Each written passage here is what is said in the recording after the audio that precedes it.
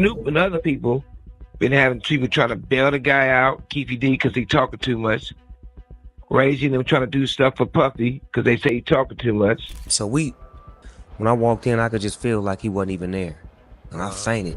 Only way you have a radio if you was at the fight with us together. Snoop Dogg's name just got dragged into Tupac's case, and this time, the allegations come directly from behind bars. New claims suggest he might be entangled in details nobody expected, and Suge Knight just unleashed a wave of so-called receipts that could reshape everything we thought we knew.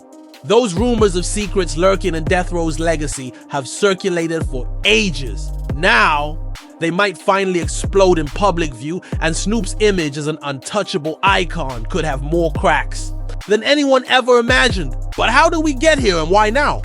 Feeling like it's gonna be alright until we go to the hospital and see that it ain't alright.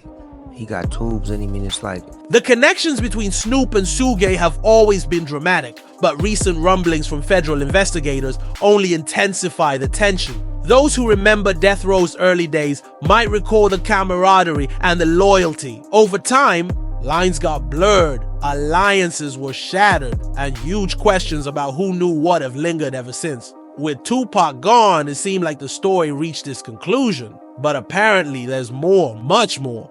You got a record label and you got artists, and I've done this before, you really want control of that artist, but some artists deserve their own control in their own lane, and you got to give it to them. He had to try to Hey man, I'm from the West Coast. It comes with the rules and regulations of the game. You know, I knew the job was dangerous when I took it. No, it was serious. Back in the early 90s, Death Row Records was more than just a label. It felt like an entire kingdom. Suge Knight stood at the top, an imposing figure who commanded both respect and fear. Dr. Dre was the studio magician behind countless hits, and a lanky newcomer from Long Beach named Snoop Dogg was the label's golden child. His first album upended the rap scene, shooting to the top of the charts and proving Death Row had no equals. It's like it's right. Suge Knight's and that's on my life. And I'ma let the whole... In those days, Suge had a reputation so strong that being by his side made you practically invincible. He'd walk into events looking like the main character in a mafia epic. Sharp suits, a perpetual cigar, and an intimidating aura. For a hungry, young talent like Snoop, there was no better place to be. With Dr. Dre laying down unforgettable beats and Suge securing deals left and right, Snoop was on a path to mega stardom. But absolute power often breeds absolute chaos. And the cracks within Death Row's empire soon began to show.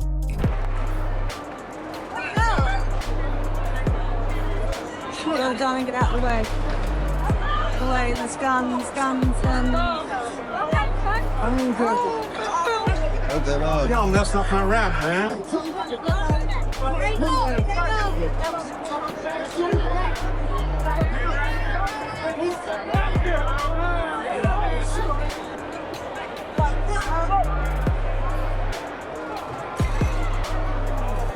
Snoop's initial troubles with the law tested the label's unity. When his gang-related case dragged on, his career, and by extension Death Row, faced serious uncertainty. Even after the acquittal, that unshakable sense of camaraderie never fully returned. Dr. Dre left the moment he realized he couldn't tolerate Suge's management style, and Tupac's entry brought another layer of urgency and rivalry. By the time Tupac was gone, Death Row felt more like a battleground than a record label. Snoop, sensing the empire crumbling, started planning his exit.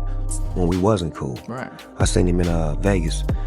I was, moving around doing my thing, and while I was getting the hotel room, she said, "Hi, Suge." I'm like, ugh. Turn around. In the wake of Tupac's departure, the atmosphere at Death Row turned darker. Artists felt the shadow of street-level enforcers behind every studio session. Suge's leadership style, once glorified, began scaring off people who just wanted to make music. If you stayed loyal, you lived under a harsh spotlight. If you betrayed the label, you risked retaliation that might follow you off the property. By 1997, Snoop released Our Dog Father without Dr. Dre's input, signaling a sea change. The album sounded like Snoop was already saying goodbye to the gangster ethos that Death Row thrived on. He was done with the madness, and he wanted out. But leaving death row wasn't like quitting a burger joint. This was a hotbed of shifting. Allegiances, legal troubles, and actual danger where Suge's wrath could make any exit complicated. Enter Master P with No Limit Records. He proposed something radically different. Instead of iron-fisted control, Master P taught artists the basics of ownership and profit sharing. Snoop saw a lifeline. He jumped at the opportunity, even though it meant openly challenging Suge's authority. Later, he publicly credited Master P with saving his life, an admission that left Suge seething behind bars.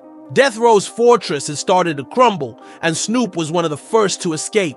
Its walls. Once free from death row, Snoop unleashed diss tracks that didn't hold back. He went so far as calling Suge the devil in interviews, blaming him for creating a toxic environment that took a lethal toll on the label's brightest stars. Though Suge continued trying to maintain some grip on power from prison, the balance had clearly shifted. Snoop was alive, thriving, and had no hesitation in mocking the man who once controlled his destiny. The intensity reached new heights in the early 2000s when Snoop dropped Pimp Slapped, a track that took open shots at Suge's incarceration. Suge, furious at the disrespect, stood by his claims that he had made Snoop into the megastar he was, and that Snoop had never given him proper gratitude. The feud played out in public spats, near brawls at award shows, and endless speculation over who really had the upper hand. But as time passed, even that bitter animosity dulled. In a twist nobody would have predicted, Snoop started speaking more kindly about Suge around 2013. In interviews, he recognized Suge's role in shaping West Coast hip-hop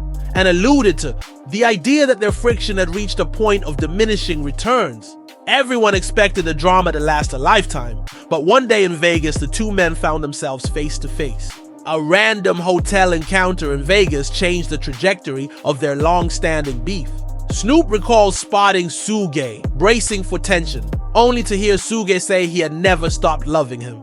According to Snoop, the feeling became mutual in that moment. All the threats or the rumors of revenge, suddenly they vanished. Each man had reasons to hold a grudge, but somehow they walked away from that meeting with a sense of closure. Later, when Suge faced a heavy prison sentence for a fatal hit-and-run incident, Snoop seemed more reflective about the entire era. In 2022, when he finally acquired the rights to Death Row Records, he pointedly made peace by dedicating a track to Suge called Bygones Be Bygones. To him, it was never about unending hatred. It was about control. He says Suge wanted to dictate his every move, yet Snoop was too independently minded to comply. The rap community watched in awe as one of hip-hop's nastiest feuds cooled off, replaced by amicable interviews and even praises from one to the other. For a while, it appeared the saga had reached an unlikely but positive resolution. Until, that is, Suge Knight revived explosive new accusations that have everyone questioning if old wounds had really healed at all. Suge Knight, speaking through interviews and phone calls from jail, began accusing Snoop, along with Dr. Dre and Diddy, of belonging to some secret industry society. He claimed that once an artist starts rocking more feminine styles, or painting their nails, it's the industry's way of signaling deeper alliances. Suge pulled out alleged receipts referencing old award ceremonies and cryptic gifts as proof of hidden loyalties. Most people rolled their eyes. Snoop's reaction spoke volumes. He simply posted a laughing emoji and a shrug, showing he wasn't taking it seriously. But Suge wasn't finished. He aimed the spotlight at Snoop and Tupac's relationship, claiming Snoop knew more about the events leading to Tupac's final night in Vegas than he ever let on. It's a dramatic twist in a saga the hip-hop world has been dissecting for decades. Tupac's loyalty to Death Row and Suge was well known, but he also felt a sense of betrayal when Snoop appeared to side with East Coast figures like Biggie and Puffy. The tension hit a breaking point shortly before Tupac's end, leaving many to wonder if Snoop's absence from that fateful Mike Tyson fight night was purely coincidental or something else. Now Suge insists Snoop had inside knowledge that the night would end in violence and deliberately stayed away. Decades later, the spotlight returns to Vegas, thanks to the arrest of Dwayne K.D. Davis. Authorities believe he's crucial to unraveling the final puzzle around Tupac's demise.